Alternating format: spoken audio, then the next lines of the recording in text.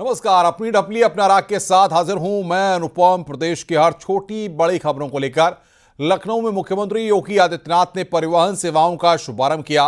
जन सेवा केंद्रों का शिलान्यास और लोकार्पण किया गया। परिवहन विभाग ने हेल्पलाइन नंबर 149 को भी लॉन्च किया। सड़क हादसों को रोकने के लिए 11 इंटरसेप्टर वैन को सीएम योगी ने रिमोट से वर्चुअली हरी झंडी दिखाई। वहीं कई बसें और डबल डेकर बसों को भी हरी झंडी दिखाई गई।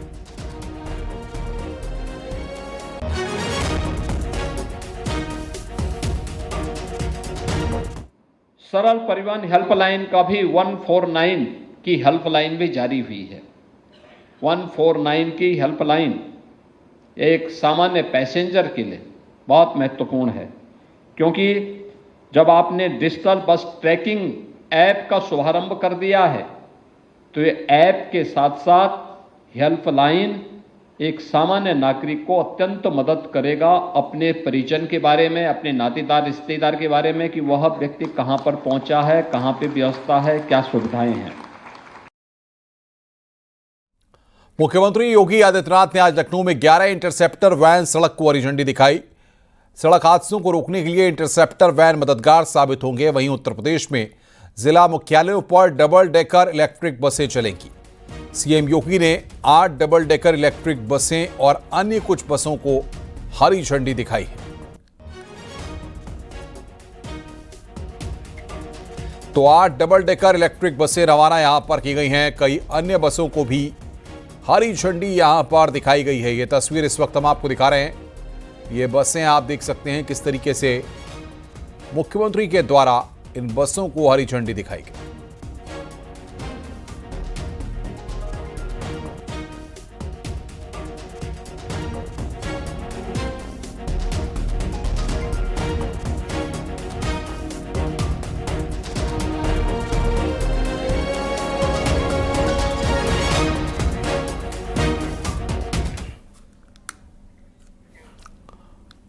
उत्तर प्रदेश में सड़क हादसों को रोकने के लिए 11 इंटरसेप्टर वैन सड़क पर उतारी गई।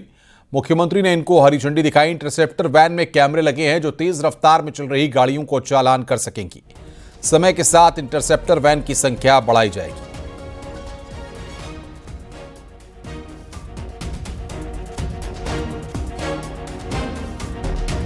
देश की परिवहन सेवाएं बेहतर रहें और इसके अलावा जो हादसे हो रहे हैं सड़कों पर उत्तर प्रदेश के, उनको रोकने के लिए लगातार मुख्यमंत्री योगी आदित्यनाथ सड़क सुरक्षा संबंधित बैठकें करते हैं और निर्देश देते रहते हैं।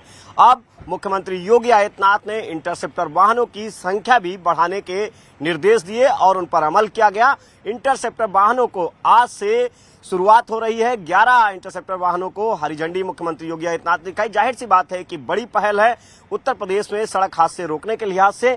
ये तस्वीरें आप देख सकते हैं, ये वो वाहन हैं जिनसे हादसे रोकने के लिए परिवहन विभाग काम करेगा।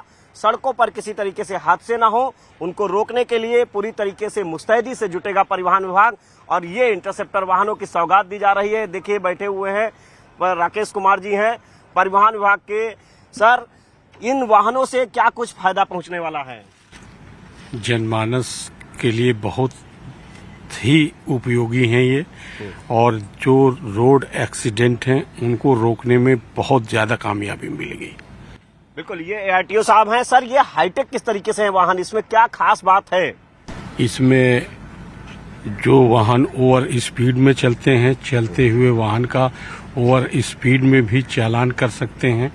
इसमें हाईटेक कैमरे लगे हुए हैं जिससे रोड में चलती हुई गाड़ियों की गतिविधियों को नियंत्रण किया जा सकता है। अमेरिका से तनातनी के बीच पीएम मोदी ने प्रतिक्रिया दी है। पीएम मोदी ने कहा कि रिश्तों की मजबूती पर काम करते रहेंगे। वैश्विक रणनीति में हमारी साझेदारी जारी है। दरअसल ट्रंप ने पीएम मोदी को महान बताया था। तो ट्रंप के बयान के बाद पीएम मोदी का बयान यहां पर सामने आया। रिश्तों की मजबूती पर काम करते रहेंगे। ट्रंप ने की तारीफ, पीएम मोदी का भी जवाब यहां पर आया है।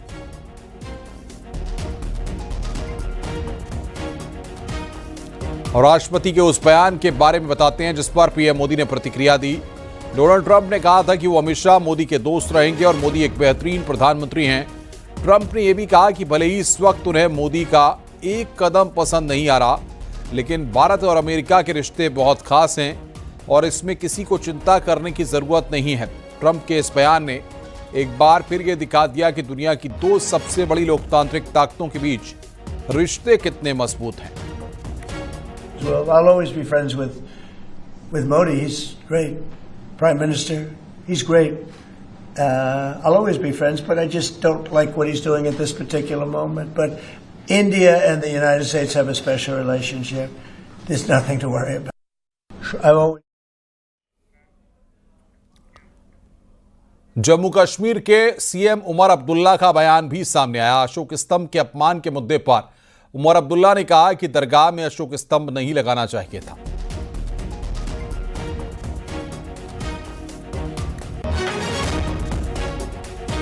मैंने अभी तक किसी भी मजहबी दायरे में, किसी भी फंक्शन में इस तरह का एम्बलम का इस्तेमाल होते हुए नहीं देखा है। तो क्या मजबूरी बनी थी कि हजरत बल के इस प्रोग्राम, इस पत्थर पे एक तो एम्बलम इस्तेमाल और फिर पत्थर लगाने की क्या जरूरत थी ना? क्या काम काफी नहीं था? दरगाह हजरत बल को ये सूरत जो है, ये शक्ल शेर कश्मीर शेख मोहम्मद अब्दुल्ला ने दिया था। मुझे तो बताइए ना, कहीं पे उन्होंने ऐसा पत्थर लगाया? आज भी लोग उनके काम को याद करते हैं, इस बात के बावजूद कि उन्होंने वहां अपने नाम का कोई पत्थर नहीं लगाया। वहीं अशोक स्तंभ के अपमान को लेकर पीडीपी की महबूबा मुफ्ती का बयान सामने आया। महबूबा मुफ्ती ने अशोक स्तंभ के अपमान पर कहा कि इस मामले में कार्रवाई उन लोगों पर होनी चाहिए जिन्हें दरगाह में अशोक स्तंभ लगाया। महबूबा मुफ्ती उस घटना को जायज ठहरा रही हैं। इसमें दरगाह के अंदर शिलापट पर छपे अशोक स्तंभ के चिन्ह को तोड़ा गया। परस्ती का जो के खिलाफ हमारा मजहब है, तो वो उसके खिलाफ लोग थे कि ये क्यों लगा वहाँ पर। तो मुझे लगता है कि ये कहना कि भाई इनको पब्लिक सेफ्टी एक्ट के अंदर बंद करना चाहिए, टेररिस्ट हैं, मैं तो कहती हूँ उनके खिलाफ एक्शन होना चाहिए सेक्शन 295A के under, because this is blasphemy for us. जो ब्लास्फेमी की सज़ा है जब आप कहीं किसी ऐसी कोई हरकत करते हो जिससे किसी भी मज़हब के लोगों के जज्बात ज़ख्मी हो जाएं, मजरूह हो जाएं, तो वहाँ पर ये एक्ट लगता है और इसमें कार्रवाई होनी चाहिए। मैं उमर अब्दुल्ला साहब से भी गुजारिश करूँगी कि जो अवकाफ़ है वो इसमें रिस्पॉन्सिबल है, क्योंकि वहाँ तो कोई नॉन मुस्लिम नहीं है, वहाँ सारे मुसलमान हैं, उनको मालूम नहीं है कि हम क्या करने जा रहे हैं। श्रीनगर की हजरत बल दरगाह, जहां आस्था का मेला जुटना चाहिए था, वहां नफरत का तांडव हुआ। कट्टरपंथियों ने दरगाह में लगे राष्ट्रीय प्रतीक अशोक स्तंभ को पत्थर मारकर तोड़ दिया गया।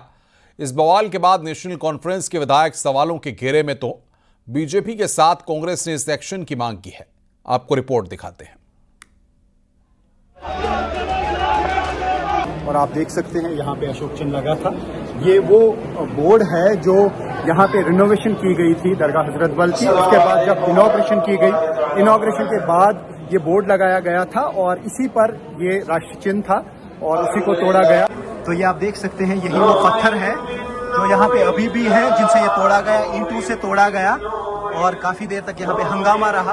और ये वो बोर्ड है, आप देख सकते हैं यहाँ पे ये राष्ट्रीय चिन्ह लगा हुआ था। दूसरे साइड से जम्मू कश्मीर वक्फ बोर्ड का लोगो लगा है और इसको हाल ही में रिनोवेट करके इनॉग्रेट किया गया था। हजरत बल दरगाह में हुए बवाल और राष्ट्रीय चिन्ह पर हमले के बाद नेशनल कॉन्फ्रेंस के विधायक तनवीर सादिक सवालों के घेरे में है। दावा है राष्ट्रीय चिन्ह अशोक स्तंभ के खिलाफ उनकी पोस्ट के बाद ही विवाद बढ़ा, जिसमें उन्होंने कहा था, इस्लाम में मूर्ति पूजा सख्त मना है, सबसे बड़ा पाप है, हमारे ईमान में बुनियाद तौहीद है। हजरत बल दरगाह में मूर्ति स्थापित करना इसी मान्यता के खिलाफ है। तो वहीं पीडीपी नेता महबूबा मुफ्ती की बेटी इल्तिजा मुफ्ती ने आरोपियों का बचाव करते हुए कहा, मुसलमानों को जानबूझकर भड़काया जा रहा है और वक्फ बोर्ड को ज्यादा सतर्क और संवेदनशील होना चाहिए था। धार्मिक गुस्से को आतंकवाद से जोड़ना गलत है। कट्टरपंथियों ने जिस दरगाह में राष्ट्रीय चिन्ह को निशाना बनाया, उसका उद्घाटन रेनोवेशन के बाद 3 सितंबर को जम्मू कश्मीर वक्फ बोर्ड की अध्यक्ष दरख्शान अंद्रावी ने किया था। दरगाह में अशोक चिन्ह पर हमले के बाद उन्होंने नेशनल कॉन्फ्रेंस पर हमला किया है। हजरत बल दरगाह विवाद पर नेशनल कॉन्फ्रेंस पार्टी ने बयान जारी करते हुए अपने विधायक तनवीर सादिक का समर्थन किया है। नेशनल कॉन्फ्रेंस ने दरगाह में मूर्ति या प्रतीक को इस्लाम के खिलाफ बताया है। पार्टी ने जायरीनों की धार्मिक भावनाओं के साथ खिलवाड़ का भी आरोप लगाया है और कहा कि दरगाह पर इस्लामिक स्कॉलर ने भी मजहब के आईने में अशोक चिन्ह को देश की शान करार दिया है और उस पर हमले को गलत बताया। वो अशोक का चित्र हमारे देश की आन बान शान है और जो दरगाह है उसका ताल्लुक इबादत से नहीं है। वहाँ लोग आते हैं हजरत बल साहब को के लिए ईसाले सवाब के लिए, उन्हें फातिहा पढ़ने के लिए। उसे इबादत गाह नहीं कहा जा सकता। तो इसलिए मैं कहता हूं कि स्वयं अपनी आस्था का नाम लेकर के राष्ट्रीय चिन्ह का अपमान करना ये गलत है। घाटी में चुनाव के बाद अमन कायम हो रहा है, लेकिन कुछ नफरती इरादे रखने वाले लोग साजिशन इस माहौल को खराब करते हुए दिख रहे हैं और सियासत कहीं ना कहीं इनका मोहरा बनती दिख रही है।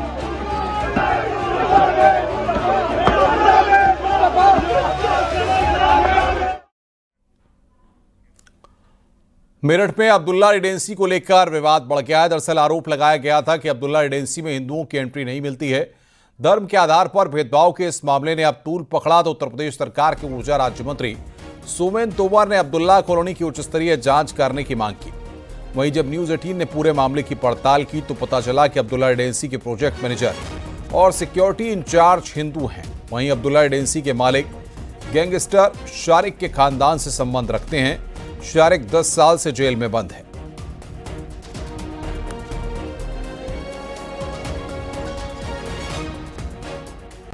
लेकिन कुछ लोग इस तरह की मानसिकता के साथ कि एक ही विशेष धर्म के लोग किसी कॉलोनी में रहेंगे, वहां पर कोई धार्मिक स्थल भी बनाया जाता है, पूरी जांच कराई जाएगी। यदि धार्मिक स्थल अवैध है, नक्शा स्वीकृत नहीं है, तो कार्रवाई की जाएगी। पूरी कॉलोनी को हम लोग, क्योंकि मेरी जानकारी में आया कि कुछ गैंगस्टर्स का पैसा उसमें लगा हुआ है, तो ये पूरी जांच कराने के बाद और आवश्यकता पड़ी तो उच्च स्तरीय जांच कराकर नई हिंदुओं की एंट्री है। मैं खुद शर्मा हूँ और एक नितिन यादव है हमारे स्टाफ, और गुप्ता भी हैं काफी सारे, और दूसरी बिरादरी के भी हैं, काफी लोग हैं यहाँ पे। नहीं, यहाँ पे सबकी एंट्री है, ऐसा कुछ नहीं है कि यहाँ पे सिर्फ मुस्लिम ही आ सकते हैं, हिंदू भी आ सकते हैं, कोई दिक्कत नहीं है किसी प्रकार की भी। नहीं, इसमें किसी का कोई इंक्लूड नहीं है। इसमें सिर्फ महेंद्र गुप्ता जी और जावेद जी हैं और इसके अलावा कोई नहीं है। अब्दुल्ला रेजिडेंसी में पहुंची तहसील की जांच टीम, नक्शा और स्थलीय जांच जारी है। जांच के बाद हकीकत का खुलासा होगा।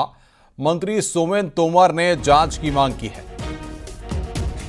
तो अब्दुल्ला रेजिडेंसी में तहसील की जांच टीम पहुंची है, नक्शा और स्थलीय जांच जारी है। जांच के बाद हकीकत का खुलासा होगा।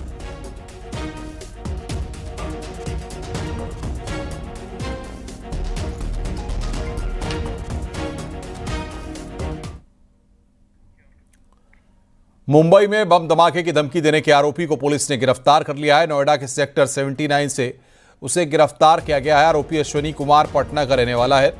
आरोप के मुताबिक उसने मुंबई पुलिस को व्हाट्सएप पर मैसेज भेजकर धमकी दी थी।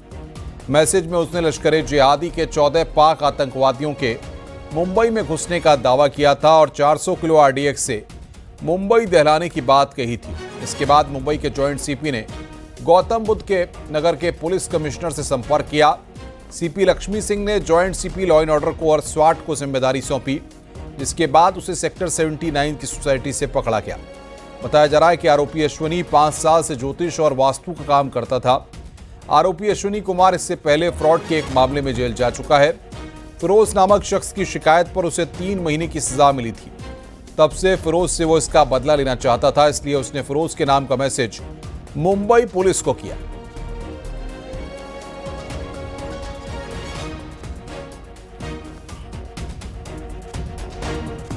मुंबई को दहलाने और उड़ाने की धमकी देने वाले आरोपी अश्विनी कुमार को गौतम बुद्ध नगर पुलिस कमिश्नरेट और मुंबई क्राइम ब्रांच ने गिरफ्तार कर लिया है। उसकी गिरफ्तारी नोएडा के थाना क्षेत्र 113 के 79 की एक सोसाइटी से हुई है। आरोपी को गिरफ्तार कर लिया गया है। उसके पास से कई डिजिटल एविडेंस यानी सिम कार्ड, मेमोरी कार्ड, इसके अलावा ई सिम ये बरामद किए गए हैं, जिसको मुंबई पुलिस क्राइम ब्रांच ने जब्त कर लिया है और आरोपी को लेकर अब मुंबई पहुंच गई है। लेकिन ये अहम इसलिए हो जाता है क्योंकि आज गणेश विसर्जन होना है मुंबई में, लिहाजा उसने आज ही उड़ाने की धमकी दी थी। और गणेश विसर्जन के दौरान गौतम बुद्ध नगर पुलिस कमिश्नरेट को ये सूचना मिली थी मुंबई पुलिस की तरफ से, जिसके बाद टीमों का गठन किया गया, आरोपी को गिरफ्तार कर लिया गया है। पूछताछ में जो सोर्स बताते हैं वो ये है कि आरोपी अश्विनी कुमार ने जो थ्योरी बताई है उसके मुताबिक फिरोज नाम के एक शिकायतकर्ता ने 2023 में आरोपी अश्विनी कुमार के खिलाफ एक मुकदमा लिखवाया था, जिसके चलते वो 3 महीने जेल में रहा था और फिरोज से बदला लेने के लिए उसने ये पूरी कहानी रची है। गौतम बुद्ध नगर पुलिस कमिश्नर लक्ष्मी सिंह ने टीम को 25,000 रुपए का इनाम भी दिया है। फिलहाल अब मुंबई लेकर आरोपी अश्विनी कुमार मुंबई पहुंच चुका है और उससे वहां पूछताछ की जाएगी ताकि स्थिति स्पष्ट हो सके आखिर उसने ऐसा क्यों किया है। कैमरामैन विपिन के साथ हिमांशु शुक्ला, न्यूज़ 18 नोएडा।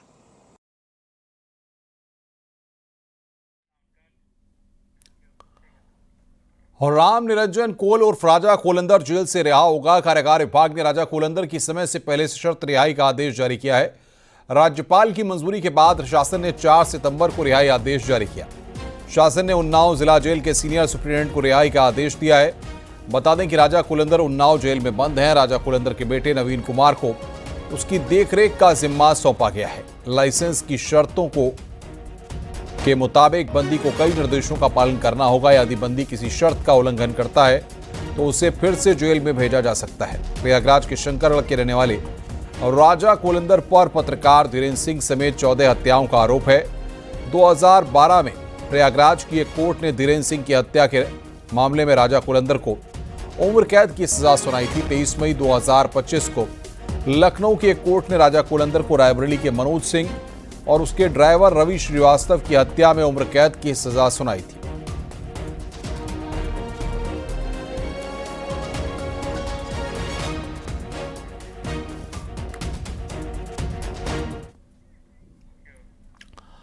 आगे बढ़ते हैं। जीएसटी में सुधार को लेकर वित्त मंत्री निर्मला सीतारमण ने इसे आम जनता के लिए फायदेमंद बताया।